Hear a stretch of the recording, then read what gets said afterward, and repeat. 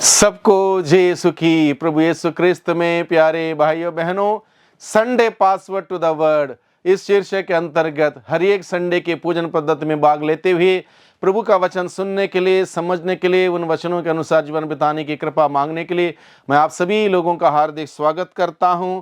वर्ष का छठवें इतवार की पूजन पद्धति में हम सभी भाग लेने वाले हैं, लेंगे या भाग ले चुके हैं।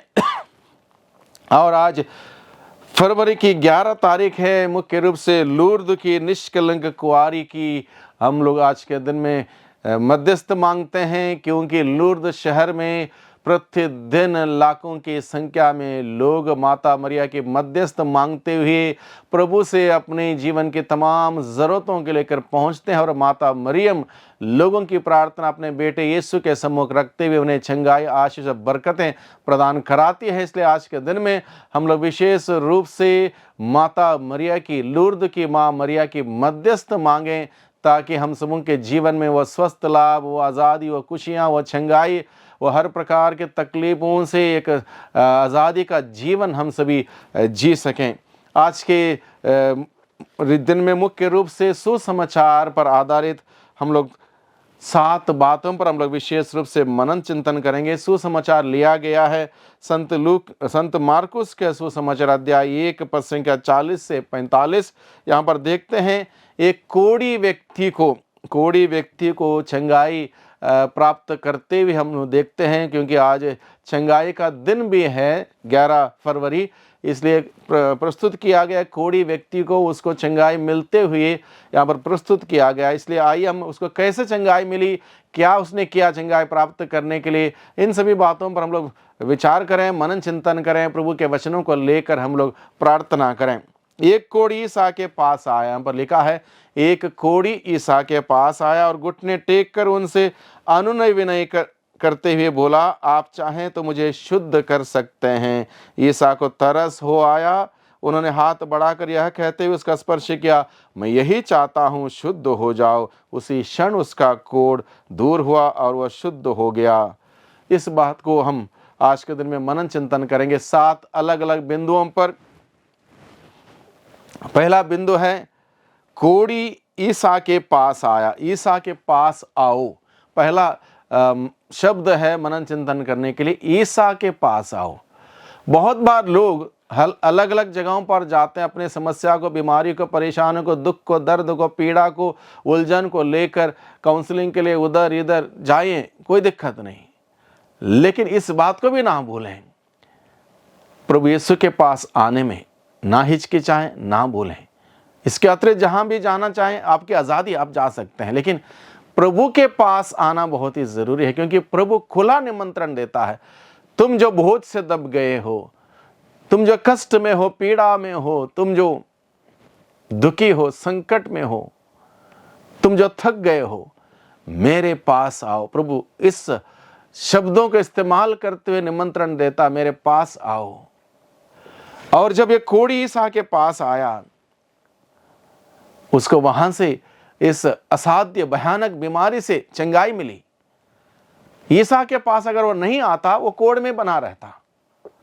यानी कि ईसा के पास आने से उसके वो असाध्य बीमारी, उस जमाने के असाध्य बीमारी मानी जाती थी। कोढ़ एक भयानक बीमारी मानी जाती थी। कोढ़ जिसको लगता था, उसको पाप के साथ एट्रीब्यूट करते हुए देखा जा सकता था कि यह व्यक्ति बड़ा पापी, इसलिए कोढ़ की बीमारी लगी है। अनेक प्रकार से उसको तिरस्कृत का अनुभव करना पड़ता था। और ये कोढ़ी ईसा के पास है। नॉर्मली कोई कोढ़ी व्यक्ति किसी के पास जाके मिल नहीं सकता, क्योंकि उनको दूर खड़े होना उस जमाने का नियम था, एक निर्धारित जगह थी, वहां पर उनका रहना था। लेकिन ये कोढ़ी हिम्मत करता है, साहस लेता है, क्योंकि प्रभु का प्यार इतना अपार, असीम, अनंत था कि वो प्यार उसको प्रभु के प्रति आकर्षित करता है, प्रभु के पास जाने की हिम्मत उसको देता है। और प्रभु के पास आया, प्रभु ने उसको रोका नहीं, तुम कोढ़ी हो, मेरे पास आने से मत रोको, नहीं। प्रभु किसी को नहीं रोकता। कोई भी व्यक्ति हो, किसी भी प्रकार के बीमार व्यक्ति हो, परेशान व्यक्ति हो, दुखी व्यक्ति हो, पीड़ित व्यक्ति हो, प्रभु किसी को भी अपने पास आने से नहीं रोकता। इसलिए प्रभु ने कहा, तुम सबके सब मेरे पास आओ, सबके सब मेरे पास आओ। और कोढ़ी ईसा के पास आया। सबसे पहली बात है, पहला शब्द है जो हमें मनन चिंतन करने के लिए, ईसा के पास गया कोढ़ी। हमें ईसा के पास जाने की जरूरत है। ईसा के पास आओ। याकूब का पत्र अध्याय 4 पद संख्या 7 में प्रभु का वचन कहता है, प्रभु के पास जाएं और वह आपके पास आएगा। एक मुलाकात, एक एहसास प्रभु के पास जाने का। जब ऐसा एहसास होगा, वहां पर क्या कमियां रहेंगी, सारी कमियां दूर हो जाएंगी। प्रभु के पास जाओ और प्रभु तुम्हारे पास आएगा। तो दूसरा शब्द है आज के दिन में मनन चिंतन करने के लिए, कोढ़ी आया और उसने घुटने टेके। यीशु के सामने घुटने टेके। घुटने टेकना यानी कि जब बीमार पड़ता है इंसान, आर्थिक तंगी में आ जाता है, परेशान हो जाता है, घर में क्लेश है, घर में विभाजन है, घर में लड़ाई झगड़ा है, घर में मुसीबत है, नौकरी नहीं है, भविष्य को लेकर चिंताएं हैं, बच्चों को लेकर चिंताएं, अनेक प्रकार के ऐसे संकटों में जब फंस जाते हैं इंसान क्या करता है, जगह जगह पर जाकर घुटने टेकता है। जहां घुटने नहीं भी टेकने हैं वहां पर जाके घुटने टेकता नहीं।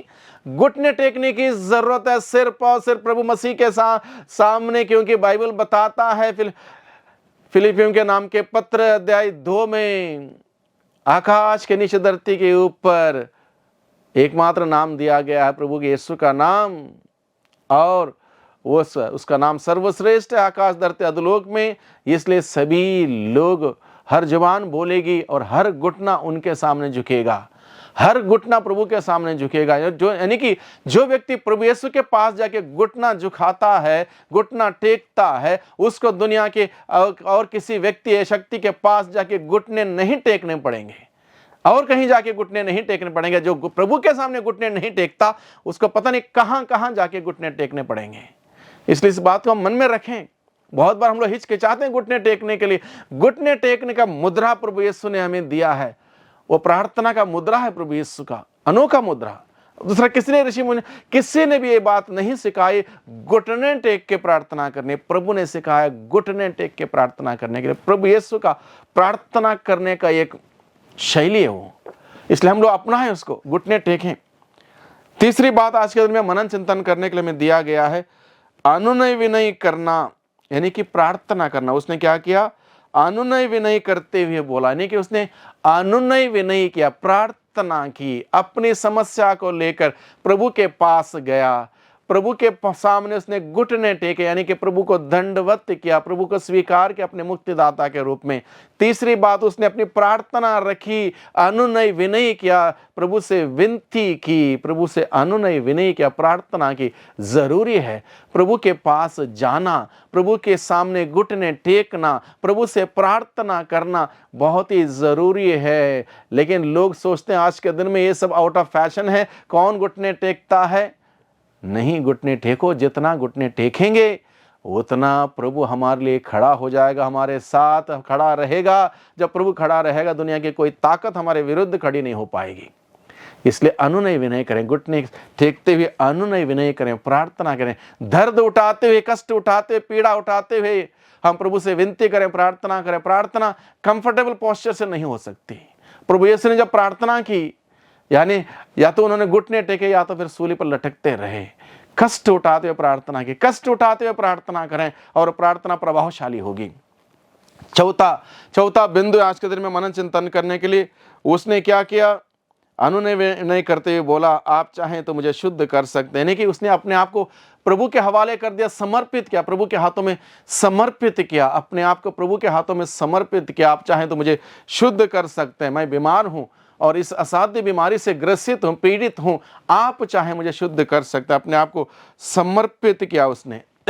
प्रभु के हाथों में समर्पित करना, अपनी ज़रूरतें, अपनी परेशानी, अपनी आवश्यकताएं, अपनी बीमारी, अपनी तकलीफ, अपनी पीड़ा प्रभु के हाथों में समर्पित करना। प्रभु, दिस इज मी, मैं ये हूँ, मैं अपने आप को आपके हाथों में समर्पित करता हूँ, आप चाहे मुझे शुद्ध कर सकते हैं। यानी कि आप नहीं करेंगे, दूसरा कोई नहीं कर सकता। It's only you.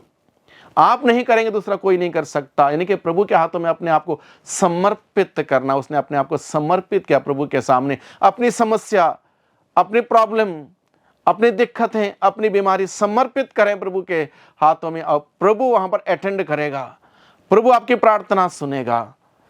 और पांचवा शब्द आज के दिन में मनन चिंतन करने के लिए विश्वास करना। उसने क्या किया, जैसे ही उसने समर्पित किया अपने आप को, उसने विश्वास के साथ समर्पित किया। उसने क्या कहा, आप चाहें तो मुझे शुद्ध कर सकते हैं। पूर्ण समर्पण, पूर्ण विश्वास किया, यानी कि प्रभु आप चाहें, अगर आप कर सकते हैं तो आप कर सकते हैं, अन्यथा कोई नहीं कर सकते। विश्वास, उसने विश्वास व्यक्ति किया। प्रार्थना में विश्वास व्यक्त करना, प्रकट करना, जाहिर करना बहुत ही जरूरी। विश्वास के बगैर कोई भी ईश्वर का कृपा का पात्र नहीं बन सकता। छठवां शब्द है आज के दिन में मनन चिंतन करने के लिए, प्रार्थना का उत्तर। प्रभु को तरस हुआ है, प्रार्थना का उत्तर प्राप्त होता है। विश्वास से की हुई प्रार्थना प्रभु सुनता है, प्रभु के कानों तक पहुंचती है, उसका उत्तर आता है। प्रभु ने क्या किया? प्रभु को तरस हो आया, उन्होंने हाथ बढ़ाकर यह कहते उसका स्पर्श किया, मैं यही चाहता हूं, शुद्ध हो जाओ। उसकी प्रार्थना प्रभु ने सुनी। God answered his prayers. प्रभु ने इसके प्रार्थना को सुना और उसको उत्तर दिया, मैं यही चाहता हूं, शुद्ध हो जाओ। प्रभु को तरस हो आया। और सातवां पॉइंट है आज के दिन में मनन चिंतन करने के लिए, उपकार के लिए प्रभु को धन्यवाद दें। जब उसको वो चंगा हुआ, प्रभु ने क्या कहा? ईसा ने उसे यह कड़ी चेतावनी देते हुए तुरंत विदा किया, सावधान, किसी से कुछ ना कहो, जाकर अपने को याजकों को दिखाओ, अपने शुद्धिकरण के लिए मूसा द्वारा निर्धारित भेंट चढ़ाओ, जिससे तुम्हारा स्वास्थ्य प्रमाणित हो जाए। भेंट चढ़ाने यानी कि धन्यवाद प्रकट करना, धन्यवाद, शुक्रिया अदा करना बहुत ही जरूरी है, बहुत ही ज़रूरी है। भाइयों बहनों, आज के दिन में प्रभु हम सबों से कितना सुंदर तरीके से बात करता है कि कोई भी समस्या क्यों ना हो, कोई भी बीमारी क्यों ना हो, कोई भी तकलीफ, पीड़ा, दर्द क्यों ना हो, सबका उत्तर है प्रभु के पास, सबका समाधान है प्रभु के पास। प्रभु के पास जाएं, प्रभु के सामने घुटने टेकें, अनुनय विनय करें, समर्पित करें, विश्वास करें, और प्रभु आपके साथ खड़ा है, आपके लिए खड़ा है। और प्रभु के साथ, जिसके साथ प्रभु खड़ा है, उसके जीवन में कोई समस्या, परेशानी नहीं होगी, कोई विरोध नहीं होगा, कोई भी उसको प्रभु के प्रेम से वंचित नहीं करेगा। ना भूख, ना जोखिम, ना तलवार, ना अत्याचार, ना संकट, बीमारी, परेशानी, सब कुछ प्रभु संभालता है। भाइयों बहनों, सुंदर संदेश के लिए प्रभु को धन्यवाद दें। इस संदेश को दिल में रखें, मन में रखें, मनन चिंतन करें, प्रार्थना करें और इस संदेश के अनुरूप जीवन बिताने की कृपा मांगे, शक्ति सामर्थ्य मांगे। प्रतिदिन प्रभु के पास जाएं और अपने जीवन में बहुतायत की आशीषों का पाए। आइए हम प्रार्थना करें। सर्वशक्तिमान पिता परमेश्वर, धन्यवाद देते हैं जितने भी लोग इस संदेश को आज के दिन में सुन रहे हैं प्रभु, उन सभी के जीवन में प्रभु आप अपनी बरकत, अपनी आशीष, अपनी कृपा बरसाइए। जो भी बीमार हैं, परेशान हैं, दुखी हैं, पीड़ित, उन सबों को आजादी मिले, छुटकारा मिले, चंगाई मिले, जिससे कि प्रभु आपके नाम की महिमा होने पाए। दुआ करते हैं उद्धारकर्ता यीशु मसीह के नाम से, आमीन।